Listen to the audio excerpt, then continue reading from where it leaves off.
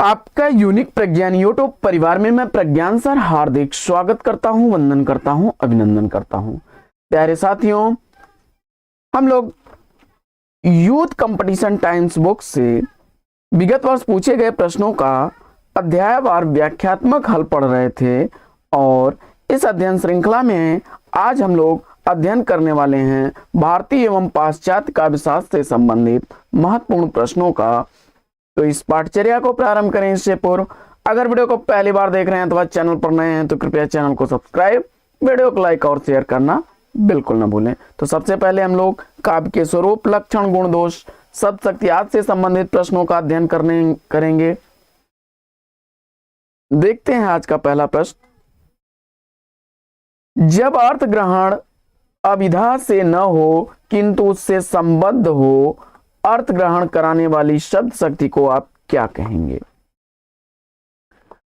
और इस प्रश्न का जवाब आपने लक्षणा बता करके बिल्कुल सही जवाब दिया। जब अर्थ का ग्रहण अभिधा से न हो किंतु उससे संबंध हो तो अर्थ ग्रहण कराने वाली शब्द शक्ति लक्षणा शब्द शक्ति होती है।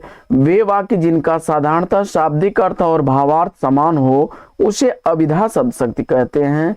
व्यंजना शब्द शक्ति वहां प्रयुक्त होती है जहां वाक्य तो साधारण होता है लेकिन उसका प्रत्येक पाठक अथवा श्रोता के लिए अपना अपना अलग अलग अर्थ होता है।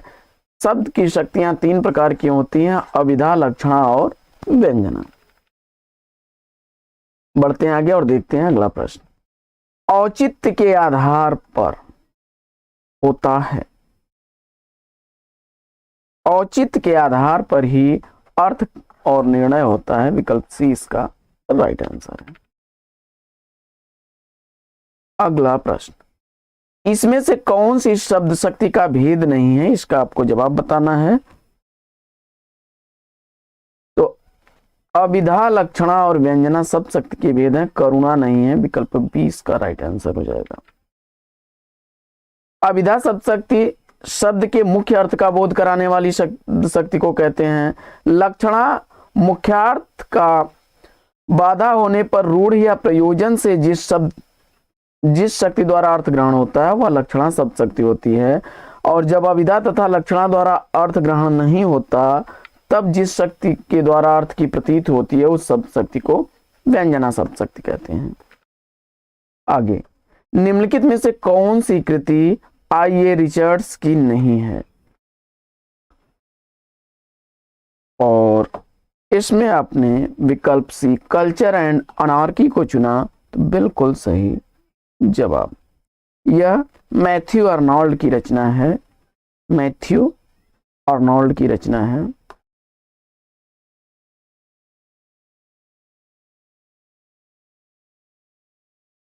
(1869) ईस्वी की। देख लेते हैं इसकी व्याख्या हम लोग।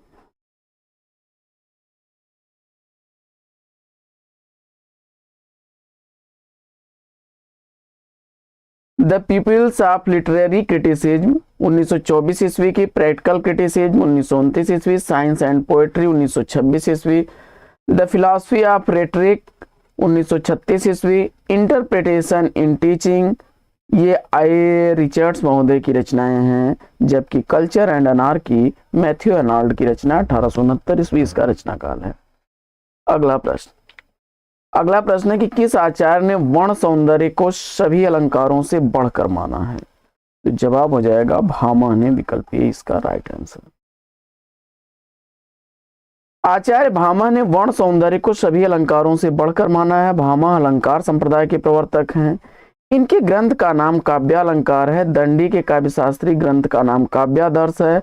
आनंदवर्धन ने ध्वनि संप्रदाय का प्रतिपादन किया और इनके ग्रंथ का नाम ध्वन्यालोक है। अगला प्रश्न है कि शब्दार्थौ सहितौ काव्यम काव्य की यह परिभाषा किसने दी है? शब्दार्थौ सहितौ काव्यम काव्य की यह परिभाषा किसने दी है? और जवाब में आपने आचार्य भामा को चुना तो विकल्प ए इस प्रश्न का बिल्कुल सही जवाब।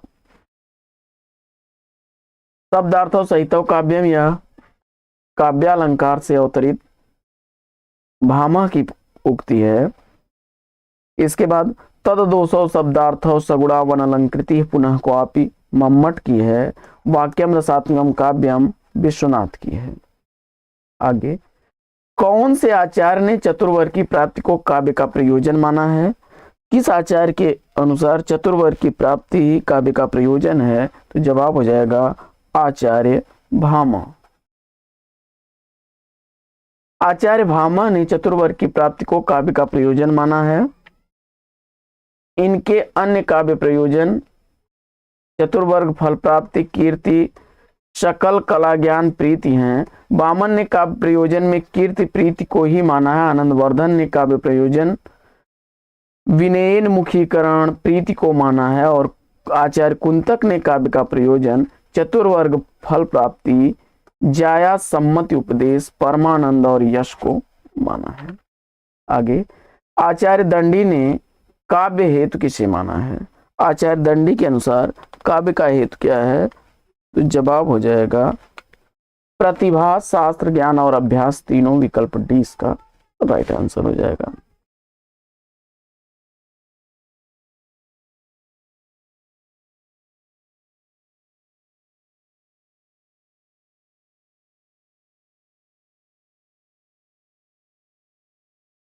अगला प्रश्न है कि कविता मनुष्य को स्वार्थ संबंधों के संकुचित घेरे से ऊपर उठाती है, यह कथन किसका है? तो जवाब हो जाएगा आचार्य रामचंद्र शुक्ल जी का। अगला प्रश्न है कि नाट्य शास्त्र से संबंध निम्नलिखित ग्रंथों का सही अनुक्रम क्या होगा? तो इसमें 10वीं शताब्दी अभिनव भारती का समय काल है। 10 रूपकम यह धनंजय की रचना है और 11वीं सदी इसका समय काल है। भाव प्रकाशन 13वीं सदी की रचना है और शारदा तनय द्वारा लिखी गई रचना है।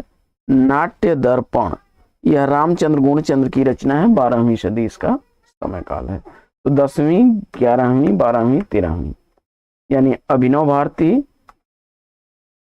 के बाद 10 रूपक, नाट्य दर्पण और भाव प्रकाशन। विकल्प डी इसका राइट आंसर हो जाएगा। अभिनव भारती 10वीं सदी का उत्तरार्ध अभिनव गुप्त द्वारा लिखा गया। 10 रूपक धनंजय द्वारा लिखा गया है 11वीं शताब्दी का पूर्वार्ध। नाट्य दर्पण रामचंद्र गुणचंद्र का है 12वीं सदी का और भाव प्रकाशन 13वीं सदी का है, शारदा तनय की रचना है। आगे, वक्रोक्त के विरोधी आचार्य कौन है? तो वक्रोक्त के विरोधी आचार्य विश्वनाथ हैं। विश्वनाथ ने कुंतक के सिद्धांतों का खंडन किया है। विश्वनाथ द्वारा रचित साहित्य दर्पण है, जबकि भामा ने काव्य अलंकार, रुद्रट ने काव्य अलंकार और मम्मट ने काव्य प्रकाश नामक ग्रंथों की रचना की है। अभिव्यंजनावाद के प्रवर्तक कौन है? और जवाब में आपने क्रोचे को चुना तो बिल्कुल सही जवाब। कुछ सिद्धांतों को देख लेते हैं।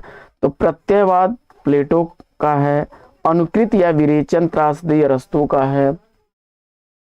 मार्क्स या प्रगतिवाद कार्ल मार्क्स का है। आगे, किस पाश्चात्य आलोचक ने हमारी मूल्यांकन संबंधी धारणाओं का संबंध मानसिक उद्योगों से माना है? और इस प्रश्न का जवाब आपने दिए गए विकल्पों में से आगे बढ़ते हैं हम लोग। चुन लिया है आइए रिचर्ड्स को, तो बिल्कुल सही जवाब विकल्प डी। आइए रिचर्ड्स ने मूल्यांकन संबंधी धारणाओं का संबंध मानसिक उद्देश्यों से माना है। रिचर्ड्स की आलोचना के 2 मूलाधार सिद्धांत बताए गए हैं, मूल्य का सिद्धांत और संप्रेषण सिद्धांत। आगे, गलत कथन कौन सा है? इसका आपको जवाब बताना है। कविता की अनजानी दुनिया का सबसे पहला उपकरण शब्द है। बिंब अमूर्त विषय को साकार करते हैं। मुक्त छंद में भी अर्थ की लय होती है। कविता में शब्दों के पर्याय होते हैं। यह कथन सही नहीं। आगे, निम्न में से कौन सा कथन आइए रिचर्ड्स का, कौन सा ग्रंथ रिचर्ड्स का नहीं है? तो इसमें पोइटिका विकल्प डी को आपने चुना तो बिल्कुल सही जवाब। पोइटिका अरस्तु की रचना है, अरस्तु की रचना है। जबकि principle of literary criticism, practical criticism और फिलॉसफी ऑफ रिटोरिका ये रिचर्ड्स की रचनाएं हैं। आगे, बिंब के अनिवार्य तत्व कौन कौन से हैं? बिंब के अनिवार्य तत्वों में विवरणात्मकता और कल्पना दोनों ही है। विकल्प ए राइट आंसर है इसका, ए बी, विकल्प बी इसका सही जवाब हो जाएगा। ए और बी दोनों ही। अगला प्रश्न, अगला प्रश्न है कि औचित्य के आधार पर होता है, औचित्य के आधार पर सामर्थ्य निर्णय, सन्निधि निर्णय और अर्थ निर्णय तीनों ही होते हैं। विकल्प डी इसका राइट आंसर हो जाएगा। बढ़ते हैं आगे और देखते हैं अगला प्रश्न। अगला प्रश्न है कि साधारणीकरण के विषय में कौन सा कथन सही नहीं?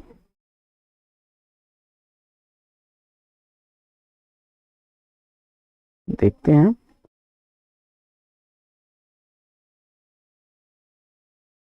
साधारणीकरण आलंबनत्व धर्म का होता है, शुक्ल जी का कथन है। और साधारणीकरण के लिए भोजकत्व व्यापार अनिवार्य है, यह कथन है भट्टनायक का। और ये दोनों जो ही सही कथन है इसके, तो शुक्ल जी के अनुसार और भट्ट के अनुसार ये दोनों कथन सही हैं। तो विकल्प इसमें बी और सी, सी विकल्प राइट आंसर है। अगला प्रश्न है कि तद दोषौ शब्दार्थौ सगुणावन अलंकृति पुनः क्वापि, यह काव्य लक्षण किस आचार्य द्वारा निरूपित है? तद दोषौ शब्दार्थौ सगुणावन अलंकृति पुनः क्वापि, यह काव्य लक्षण दिया गया है मम्मट द्वारा। विकल्प 20 का राइट आंसर हो जाएगा। अगला प्रश्न, रस विवेचन में चित्र तुरंग न्याय की कल्पना इसमें से किस आचार्य ने की है? और इस प्रश्न का जवाब आपने आचार्य शंकु को चुना, तो विकल्प ए इस प्रश्न का बिल्कुल सही जवाब। रस विवेचन में चित्र तुरंग न्याय की कल्पना आचार्य शंकुक ने की, जबकि अभिनव गुप्त ने रस विवेचन में शैव दर्शन की कल्पना की, आचार्य भट्टनायक ने सांख्य दर्शन की और भट्ट लोलट ने मीमांसा दर्शन नाम। भट्ट लोलट द्वारा उत्पत्तिवाद का सिद्धांत मीमांसा दर्शन से प्रभावित है, शंकुक का अनुमितिवाद न्याय दर्शन से प्रभावित है, भट्टनायक का भुक्तिवाद सांख्य दर्शन से और अभिनव गुप्त का अभिव्यक्तिवाद शैव दर्शन से है।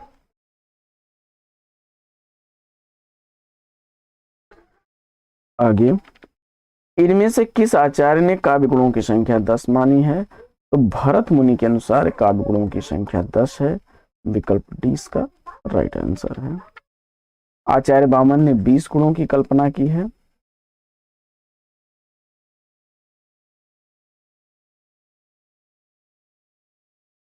आगे बढ़ते हैं। भारतीय नाट्यशास्त्र के दृष्टि से नाटक का मुख्य उद्देश्य क्या है? और इस प्रश्न का जवाब आपने रसास्वादन चुना है, तो विकल्प डी बिल्कुल सही जवाब। अगला प्रश्न है, काव्य शास्त्रीय ग्रंथ काव्य मीमांसा के लेखक कौन है? तो काव्य मीमांसा के लेखक राजशेखर हैं। विकल्प सी इसका राइट आंसर है। काव्य शास्त्रीय ग्रंथ काव्य मीमांसा के लेखक राजशेखर हैं। भरत मुनि द्वारा लिखित महत्वपूर्ण रचना नाट्यशास्त्र है। भरत मुनि को नाट्यशास्त्र को भरत मुनि ने पंचम वेद भी कहा है। इसमें 36 अध्याय हैं, लगभग 5000 श्लोक हैं। भरत मुनि ने नाट्यशास्त्र में 10 गुण, 10 दोष और 4 अलंकार बताए हैं। विश्वनाथ द्वारा रचित साहित्य दर्पण महत्वपूर्ण काव्य शास्त्रीय ग्रंथ है। आगे, कवि कंठाभरण के रचनाकार कौन है? कवि कंठाभरण कृति क्षेमेंद्र की रचना है। विकल्प 20 का राइट आंसर है। औचित्य विचार चर्चा सुवृत्त तिलक दशावतार चरित ये रचनाएं क्षेमेंद्र की हैं, जबकि दंडी की रचना है काव्यादर्श, धनंजय की रचना 10 रूपक। आगे 500 ईस्वी से 1100 ईस्वी तक संस्कृत काव्यशास्त्र को क्या कहा जाता है? तो जवाब हो जाएगा प्रतिपादन काल कहा गया है, विकल्प सी।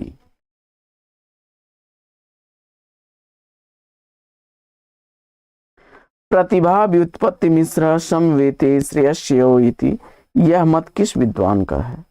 और इस प्रश्न का जवाब आपने चयनित कर लिया राजशेखर को, विकल्प 20 का राइट आंसर हो जाएगा।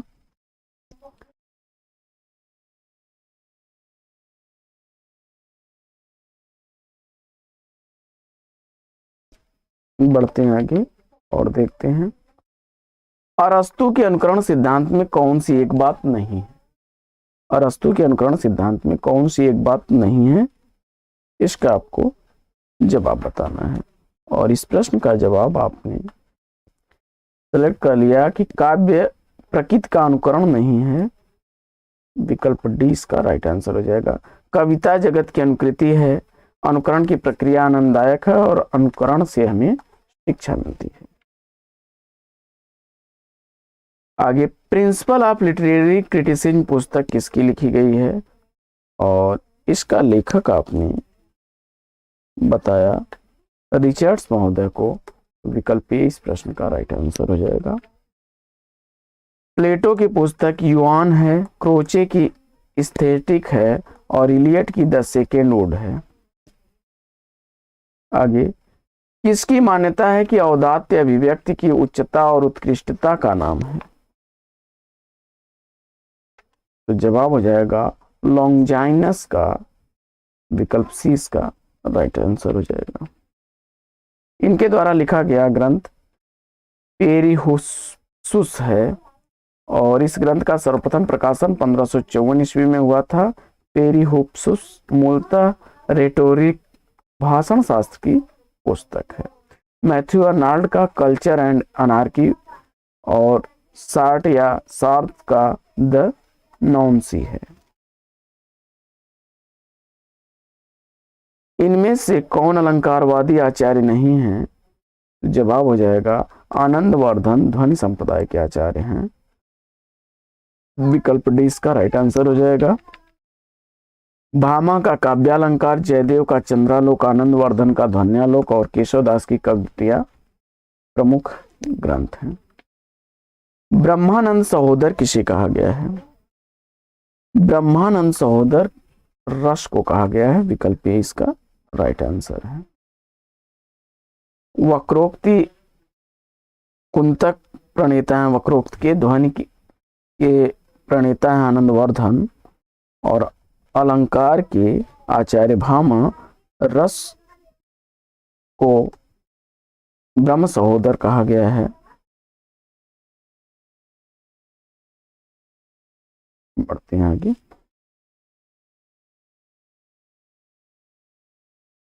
मिथक का घनिष्ठ संबंध होता है, मिथकों का घनिष्ठ संबंध अतिमानवीय पौराणिक पात्रों से होता है, विकल्प ए इसका सही जवाब।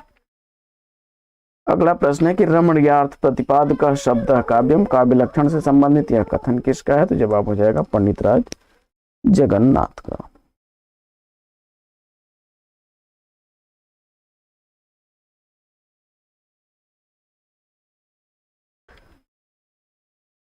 रमणीयार्थ प्रतिपाद का शब्द काव्यम पंडितराज जगन्नाथ का कथन है। वाक्यम रसात्मकम काव्यम आचार्य विश्वनाथ का है। विभाव अनुभव व्यभिचारी संयोगाद रस निष्पत्ति आचार्य भरत का है। तदोषो शब्द अर्थ चगुड़ावन अलंकृति पुनः क्वापि आचार्य मम्मट का है। काव्य प्रयोजन की दृष्टि से कौन सा कथन सही नहीं है? और जवाब में इसमें आपने देखिए यश लाभ और आनंद सही है, शास्त्रीय ज्ञान प्राप्त होता है, विकल्प डी इसका राइट आंसर हो जाएगा। काव्य प्रयोजन के संदर्भ में यह कथन सही नहीं है। देखिए यश की प्राप्ति, अमंगल का नाश, आर्थिक लाभ, आनंद और चरम विश्रांति ये इसके प्रयोजन हैं। तो साथियों आज की इस पाठचर्या में लेंगे यहीं पर विराम। वीडियो अगर अच्छा लगा हो तो लाइक और शेयर कर दीजिएगा। चैनल पर पहली बार हो मेरे चैनल को सब्सक्राइब कर लीजिएगा। फिर मिलते हैं आपसे अगले वीडियो में एक नए प्रकरण, एक नए टॉपिक, एक नए अंदाज में। तब तक के लिए लेंगे आपसे विदा। आपका जीवन मंगलमय हो। बेस्ट विशेष बेस्ट ऑफ लक। जय हिंद साथियों।